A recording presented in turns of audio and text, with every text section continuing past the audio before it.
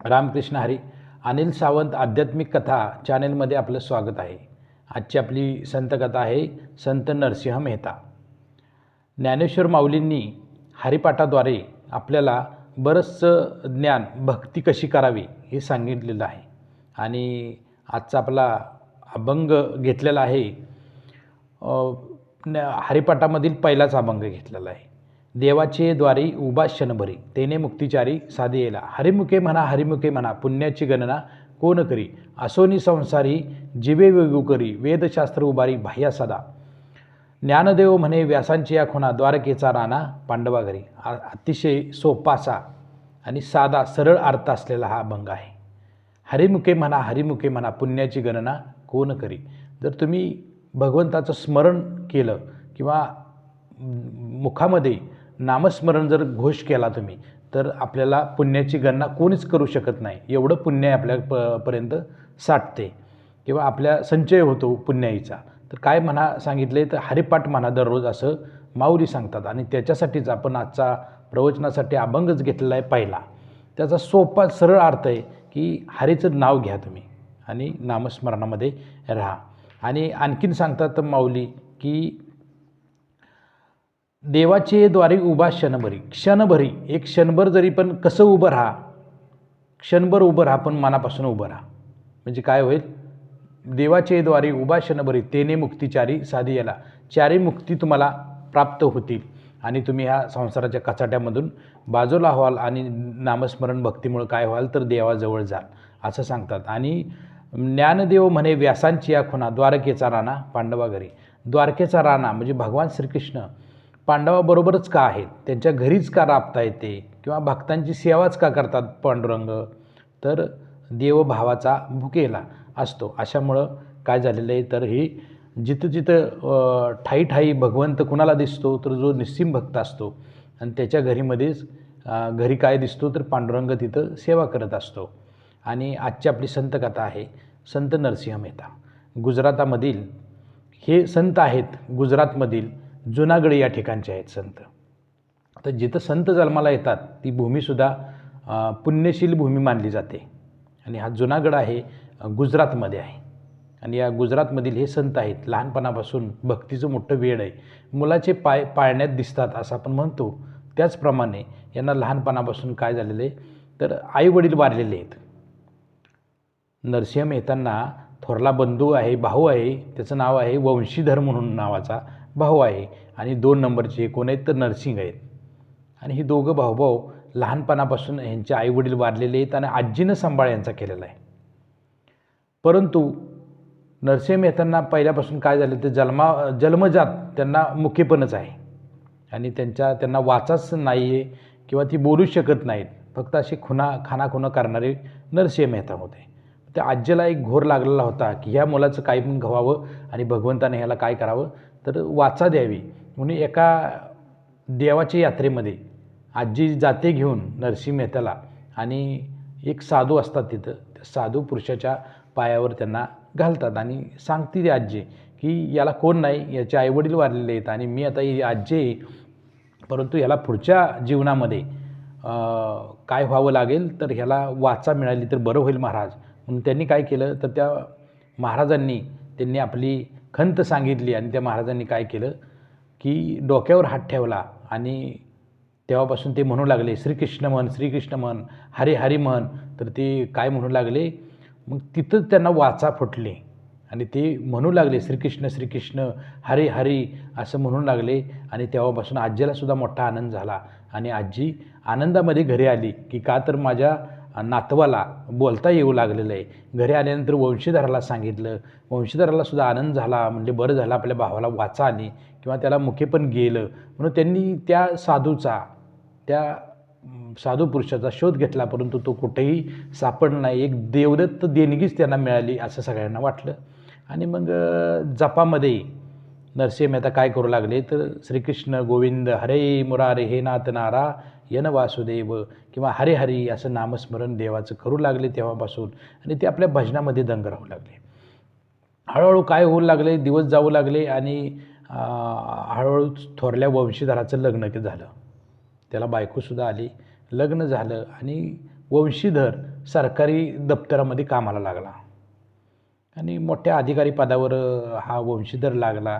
आणि परंतु याला शाळेमध्ये घातलं, कोणाला, नरसिंह मेहताला शाळेमध्ये घातलं, परंतु त्यांचं शाळेमध्ये मन रमत नव्हतं.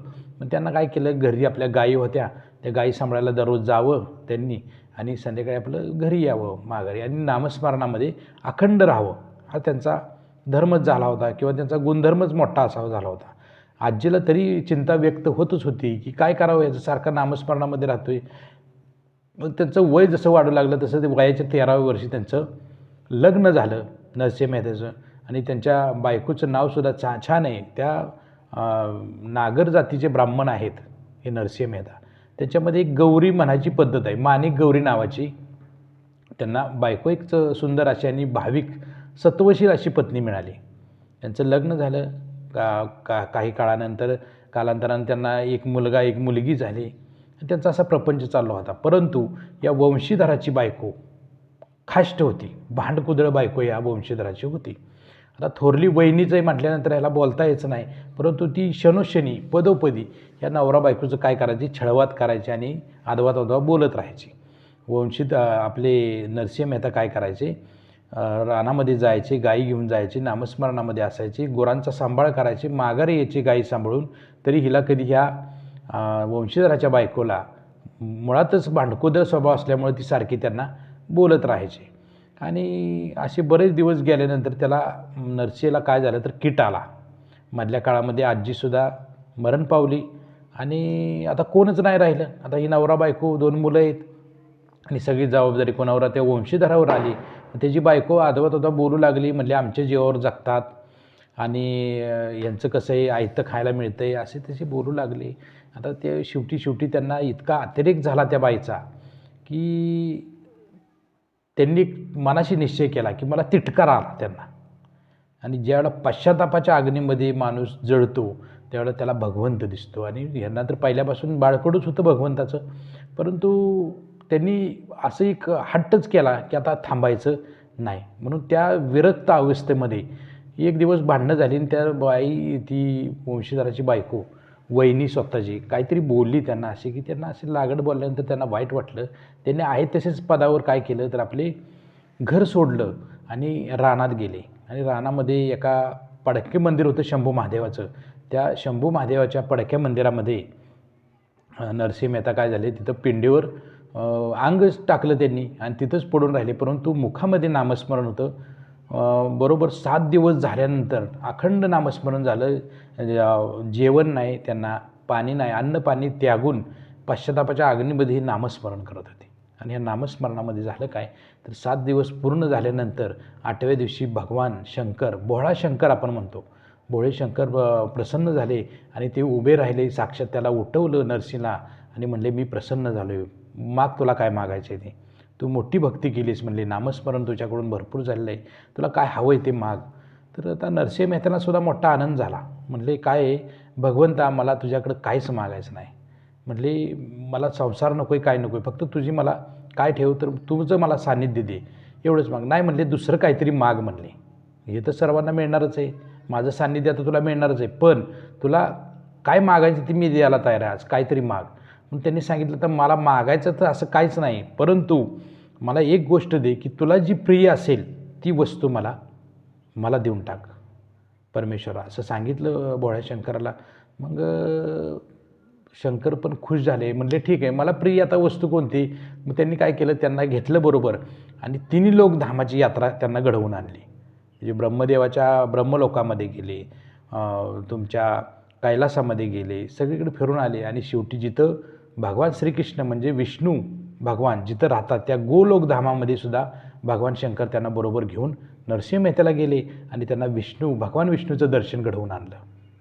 आणि त्यांनी सांगितलं की हा तुमचं नामस्मरण करत होता आणि मला आशीर्वाद द्यावा लागला. आणि याला आशीर्वादामध्ये यांनी काय मागितलं आहे तर मला जी प्रिय असणारी वस्तू मागितली. आणि मला भगवान शंकर म्हणतायत भगवान विष्णूला की तुमच्याशिवाय तुमच्या एवढी मला जवळची वस्तू किंवा मला प्रिय अशी वस्तू संसार ह्या माया ह्याच्यामध्ये कोणतीच नाही ह्या पृथ्वीतलावर. किंवा तिन्ही लोकांमध्ये तुम्हीच मला प्रिय आहात, म्हणून मी काय करतो आहे तर आता तुमची मूर्ती मी याला भेट म्हणून देतो आहे. भगवान विष्णूसुद्धा खुश झाले आणि त्यांनी आशीर्वाद दिला. म्हणले असू द्या, देऊन टाका याला मूर्ती, काय असेल ते त्याला देऊन टाका म्हणले. मग त्यांनी काय केलं तर फिरवून वगैरे आणलं, दर्शन झालं. आता नरसिंह मेहतेला आणखीन काय पाहिजे होतं, स्वतः भगवंत बरोबर त्यांना भेटी घडवून आणतायत. मग शेवटी परत शेवटच्या वेळेला मंदिरामध्ये आणलं आणि तिथं सांगितलं की त्यांना काय काय दिलं होतं भगवान शंकरांनी, की स्वतःला प्रिय असणारी श्रीकृष्णाची मूर्ती एक दिली, एक चिपळ्या दिल्या वाजवायच्या, भजनामध्ये वाजवतात त्या चिपळ्या दिल्या, आणि कपनी दिली. कपनी म्हणजे टोपी, टोपी एक दिली. ह्या 3 वस्तू घेऊन तिथं सोडलं मंदिरामध्ये आणि म्हणले आता इथून पुढं तुला पाहिजे ते मिळेल, फक्त तू काय कर, नामस्मरण अखंड करत राहा आणि लोकांची सेवा करत राहा. मग शंकर भगवान अंतर्धान पावले तिथून. आणि मग हा आपला काय झालं, नरसिंह मेहतेने आपल्या चिपळ्या, ती कपनी घातलेली आणि हे घेऊन घरी आले. आता म्हणले घरी गेलं पाहिजे. आल्यानंतर पहिलाच प्रश्न त्याच्या वहिनीनं विचारला, आला म्हणले भजन करून. मग आम्हाला वाटलं गेला वाटतं, परंतु हा पुन्हा इथंच आला, निर्लज्ज माणूस आहे म्हणले हा. मग शेवटी आता ते तर काय मुक्तच झाले होते. ते हसले आणि म्हणले आता वहिनी मी शेवटचंच आलो इथं, आता मी सगळी माझी बायका मुलं घेऊन निघालेलो आहे, त्यामुळे इथून पुढं त्रास होणार नाही तुम्हाला. म्हणले हे कसलं वेळ पांघरलं आहे म्हणले, हे काय कपनी काय घातली, हातात चिपळ्या काय घेतल्यात, असं कसं आहे म्हणले, असं विचित्र अवस्था केली म्हणली माझी, मला ती प्रिय आहे विचित्र अवस्था.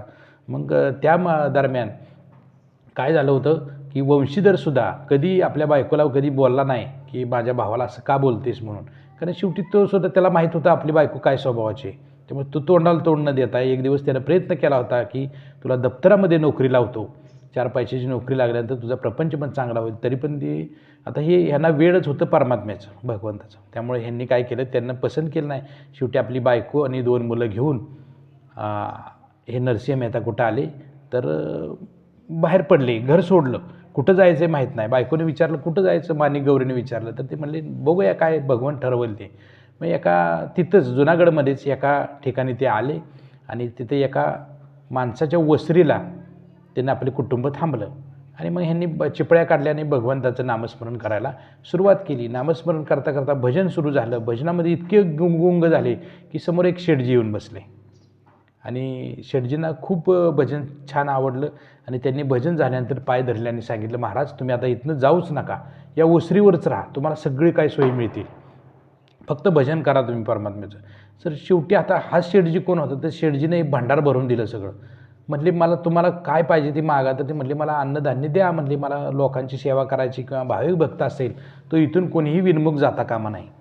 जसं संत एकनाथ महाराजांनी अखंड अन्नदान सुरू केलं, तसं नरसिंह मेहतेने सुद्धा सगळं गोदाम भरून दिलं त्या व्यक्तीनं, त्या शेठजीनं. ते शेठजी कोण होते, तर दुसरे तिसरे कोण होते, भगवंताचे प्रिय असणारे श्रीकृष्ण भक्त अक्रूर. भगवंताने श्रीकृष्णाने काय कुणाला पाठवलं होतं, अक्रूरला पाठवलं होतं त्या शेठजीच्या वेशामध्ये, आणि त्यांना म्हणले पाहिजे ते द्या. पण त्यांनी गोदाम भरायचं, असं संपलं की पुन्हा यायचं. पण ह्यांचा अखंड अन्नदानाचा कार्यक्रम सुरू असल्यामुळे स्वतःला काहीच घेत नव्हते किंवा स्वतःच्या प्रपंचाला एकही गोष्ट लावत नव्हते. मग असे ते गोदाम संपायचं मधनं. असा काळ जात असताना शेवटी मुलीचं लग्न आजी एकटाच झालं होतं, आधीच झालं होतं, वंशीधरानं लग्न केलं होतं भावानं. आता मुलगा लग्नाला आला होता आणि मग लग्नाला आल्यानंतर आता प्रश्नच होता की आपल्या मुलाचं लग्न झालं पाहिजे. मग आता काय झालं तर पहिल्या काळी पुरोहित लग्न जमवत होते आणि बडोदेचा नागर जातीचा नागर ब्राह्मण जातीचा एक व्यापारी होता बडोद्याला, गुजरातमध्येच बडोदा आहे. त्या बडोद्यामध्ये तो व्यापारी गर्भश्रीमंत असा व्यापारी होता आणि त्याच्या मुलीचं लग्न करायचं होतं. म्हणून त्यानं पुरोहिताला पाठवलं होतं कुठं, जुनागडला, की आपल्या जातीची ब्राह्मण वर्ग तिथं आहे आणि तिथं आपल्या वर शोधा. मग वर शोधन त्या पुरोहिताचं चाललं होतं. त्या मोठ्या कुळातला असल्यामुळं, श्रीमंत असल्यामुळं त्या पुरोहित तिथं कुठं मोठ्याच्याच घरी उतरणार. मग त्यानं तिथं काय केलं होतं की प्रत्येक दररोज मुलाची 4 मुलं यायची, दररोज त्यांची परीक्षा घ्यायची. हा वरही का संशोधन चाललं होतं त्यांचं. परंतु ती इतकी मुलं पाहिली, परंतु त्यांना कुठलाच मुलगा पसंत पडला नाही. त्या पुरोहिताला कोणताच मुलगा पसंत पडत नव्हता. शेवटी वैतागून ज्याच्या घरी उतरले होते त्याने सांगितलं, म्हटले तुम्हाला एवढी मुलं दाखवली, तुम्हाला एकही मुलीसाठी वर तुम्हाला पसंत होत नाही, तर आता एक शेवटचं घर राहिले म्हणले, आमच्यातलंच आहे, पण म्हणले दळिंद्र हे ते. तुम्हाला जर वाटत असेल तर मुलगा दाखवतो आम्ही. तर ते म्हणले दाखवण्यापेक्षा त्यांना इथं बोलावण्यापेक्षा तुम्हीच जावा म्हणले तिथं. त्या पुरोहिताला म्हणले. पुरोहित म्हटला ठीक आहे बघूया शेवटचं स्थळ काय होतं ते. तर ते ज्या दिवशी ज्या ठिकाणी गेले, ज्या तिथं साध्या ह्याच्यामध्ये राहत होते हे नरसिंह मेहता त्यांचा मुलगा, तिथं गेल्याबरोबर त्यांच्या त्या वास्तूमध्ये प्रवेश केल्याबरोबर त्या पुरोहिताला एकदम समाधान वाटतं. आता एखाद्या घरामध्ये प्रवेश केल्यानंतर आपल्यालासुद्धा वाटतं की इथं काहीतरी आहे, दैवी वास आहे. तसं आता त्याच्याबरोबर अक्रूर होते. सगळं तिथं भांडारच खुलं केलं होतं त्यांनी. मग त्यांनी ते बघितलं तर पुरोहिताला पहिल्या नजरेमध्येच तिथं गेल्यानंतर जरा बरं वाटलं. मग ते शांत झाले आणि ते म्हणले मला मुलगा पसंत आहे. पुरोहितानं कोणता मुलगा पसंत केला तर कर्मदरिद्री म्हणजे दरिद्री ह्याच्यातला एक हा मुलगा नरसिंह मेहतेचा श्यामललाल म्हणून मुलगा आहे त्यांचा, त्याला पसंत केलं आणि तो पुरोहित आनंदानं गेला माघारी आणि त्यानं सांगितलं त्या व्यापाऱ्याला की मुलगा आहे, जुनागडमध्ये मुलगा आहे नरसिंह मेहता नावाचे, आपले सामान्य कुटुंबातले आहेत, परंतु गरीब आहेत, पण मुलगा छान आहे म्हणले, पसंत झाला. मग ते म्हणले असू दे, छान तुम्ही बघितलं आहे ना, ठीक आहे म्हणले, पण जरा गरीब आहेत म्हणले, आपले एवढे ऐपतीचे नाहीत म्हणले. असू दे ना, आपल्याला काय कमी आहे, एखादा लाख देता येईल त्याला, करता येईल पुढं, आपली मुलगी तर चांगल्या ठिकाणी जाते, चांगल्या घरामध्ये जाते.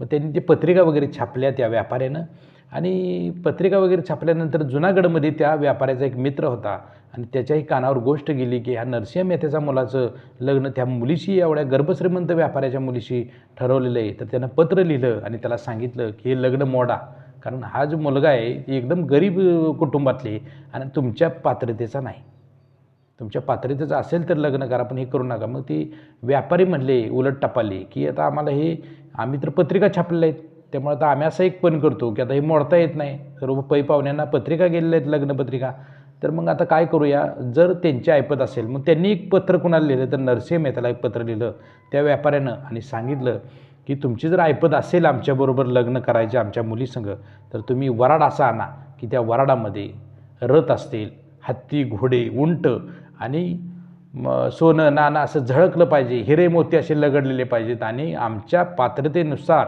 गर्भश्रीमंत जर थाट करून तुम्ही आलात तर आम्ही आमची मुलगी तुम्हाला देऊया.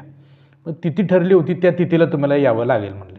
ते पत्र वाचलं नरसिंह मेहताने आणि आपल्या त्या श्रीकृष्णाच्या मूर्तीसमोर ठेवलं आणि सांगितलं, भगवंता आता तुला काय करायचं ते कर, मी काहीच करणार नाही. खरे भक्त असतात ते काय म्हणतात की सगळं भार कुणावर सोडतात तर भगवंतावर सोडतात आणि ते आपले भजनात विलीन झाले. म्हणले आता बघ तुला काय करायचे ती कर, अगर न करूस, आम्हाला काय घेणं देणं नाही, ह्या तुझ्यावर भार ठेवला आम्ही. ते आपले भजनात दंग झाली. आता इकडं आपल्या भगवंताच्या विठुरायाची किंवा कृष्ण भगवंताची इकडं पुढची कार्यप्रक्रिया सुरू झाली. मग आता म्हणले काय करावं, मग त्या तिथे ठरलेलं तिथीला वराड घेऊन जायचं होतं. आता वराडात कोणाला बोलावं, भगवंतानं वराडाला बोलावलं आहे. जवळजवळ लाखाच्या वर माणसं असतील, लाखो समाज जोडलेला आहे आणि तो कुठं चाललेला आहे तर त्या बडोद्याला चाललेला आहे. वाटेमध्ये जात असताना उलट पावली वधू पिता कशाला येत असतो की आडवा येत असतो की घेऊन जायला पाहुण्यांना, म्हणून तो तिथीला टायमिंगला आला आणि त्या वेळेला आल्यानंतर आडवा येऊन म्हणून ते एका माळावर बाहेर बडोद्याच्या मोठ्या माळावर एक सेनाच विसावली होती आणि त्याला प्रश्न पडला की एवढं मोठं सैन्य कोणाचं घेऊन आलं आणि एवढं तंबून रावटे. बघत बघत तो त्या मूळ तंबूपाशी, मुख्य तंबूपाशी आला. तर त्या बारकाईनं त्यानं जर निरीक्षण केलं तर त्या सैन्यामध्ये किंवा त्या ह्याच्यामध्ये काय होतं तर तंबू होता, भला मोठा तंबू होता आणि त्या तंबूला सोन्याचा कळस होता. आणि प्रत्येक बारकाईने जर तंबू बघितले तर प्रत्येक तंबूला छोटे मोठे तंबू होते, हत्ती किती, घोडे किती, रथ किती, तर सगळं सोनंच झळकत होतं त्याच्यामध्ये. आणि प्रत्येक तंबूला ज्या काट्या असतात आपल्या, त्या काट्याला किंवा झेंडे असतात त्याला सगळ्या सोन्याच्या काट्या होत्या. एवढं सगळं ऐश्वर्य बघून तो हतबल झाला, म्हटलं आश्चर्यचकित झाला. कोणाचं म्हणलं एवढं सैन्य आलं आहे काय माहीत, म्हणून त्यानं बघत बघत ऐश्वर्याला भाळला तो आणि त्या मुख्य तंबूमध्ये गेला आणि तिथे एक शेठजी बसले होते आणि त्या शेठजीनं विचारलं, नमस्कार घातला. म्हणले कुठलं वय, काय हे कार्यक्रम, हे एवढं मोठं सैन्य घेऊन कुठं चालला तुम्ही, कोणाचं आहे? तर म्हणले नरसिंह मेहताचं आहे, सगळं वराड आहे म्हणले. मग त्यानं तोंडात बोट घातलं, त्यानं नमस्कार घातला आणि म्हणले काय माहिती आहे का, की म्हणले एवढं मोठं ऐश्वर्य नरसिंह मेहताचं आहे, मला तर सांगितलं म्हणलं आमच्या मित्रानं की एकदम कर्मदरिद्री गरीब आहे म्हणले. म्हणले कसं काय असं सांगितलं, म्हणले उलटं झालं म्हणले, मी तर कमी समजलं म्हणले तुम्हाला. पण म्हणले मला माफ करा म्हणले, माझ्या डोक्यामध्ये काय वगैरे विचार आले होते, परंतु आता मला मी हे सगळं ऐश्वर्य बघितलं आहे तुमचं आणि मला खूप वाईट वाटतं आहे की मी चुकलो पारख करायला. तर ते म्हणले नका तुम्ही असं काय बोलू. तर म्हणले नरसिंह मेहता तुम्हीच ना. नाही म्हणले अहो मी नोकर आहे म्हणले. नरसिंह मेहता तर दुसऱ्या तंबूमध्ये आहेत, मी तर त्यांचा एक छोटासा नोकर आहे म्हणले. आणि त्यांना आश्चर्य वाटलं की नोकर जर एवढ्या बडजावामध्ये बसतोय, तंबूमध्ये मोठ्या बसतोय, तर मग आता मालक काय असेल.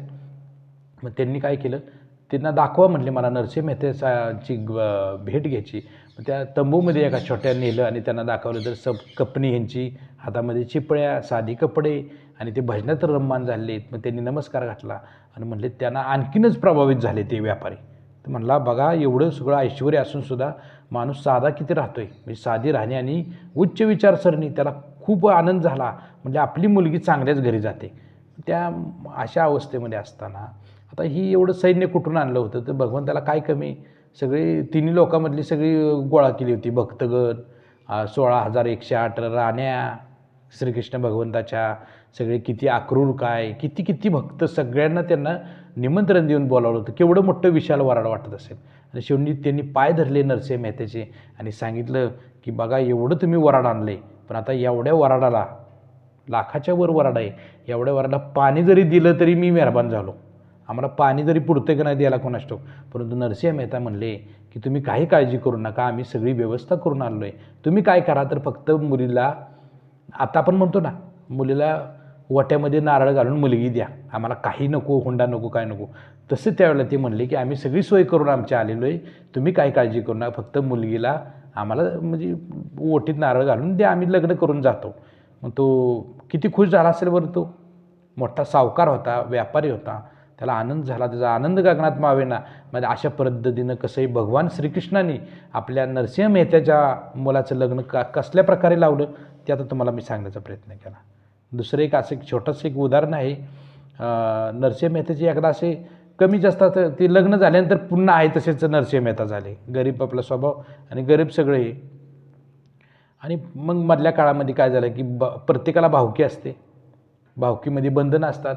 मग काही माणसं त्यांच्या घरी कार्यक्रम होता, तर ते म्हणले तुम्ही एक कार्यक्रम ठेवा आणि जेवायला सर्व भावकीला घाला म्हणले. तर आता बायको माणिक गौरी वारली होती आणि तिचं जे श्राद्धाचं जेवण होतं, आता गरीबच हे असल्यामुळे कुठलं घालणार. परंतु भावकी काय म्हणाली की तुम्ही आता काय करा, तुम्ही दुसऱ्याचं नुसतं इतके दिवस खाता आलाय, तर आता भावकीला जेवण घाला वर्ष श्राद्धाचं. तर ती भावकी परीक्षाच घ्यायला बसली होती, कुठल्या फाटक्या अंगाचं.